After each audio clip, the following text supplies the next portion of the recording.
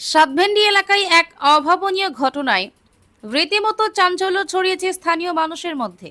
জানা যায়, গত রাত্রে এক ব্যক্তি ইসলামাবাড়ি নদীতে জাল ফেলে একটি বড় মাগুর মাছ ধরেন। রাতের অন্ধকারে ভালো করে বুঝতে না পারলেও আজ সকালে মাছ দেখে ওই ব্যক্তি চক্ষু চড়ক গাছ। দেখা যায় মাছটির গলায় বাঁধা রয়েছে একখানা ছোট মাদলি বা তাবিজ। এই ঘটনার চাউর হতেই ভিড় জমে যায় ওই মাদলি পড়া মাগুর মাছ দেখার জন্য।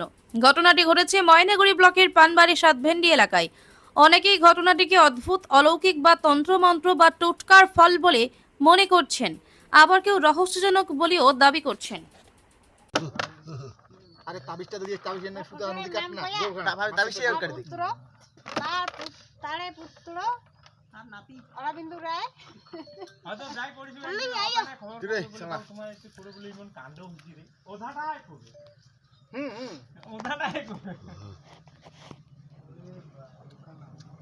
এটা বিশাল ভাইরাল মাশাআল্লাহ চলছি না না এটা আগে মাগুর মাছে এটা পেশা কানা খুলি নেই দেখা জীবনে কাটা আছে বড় দেখতে পারে অরিজিনাল দেখ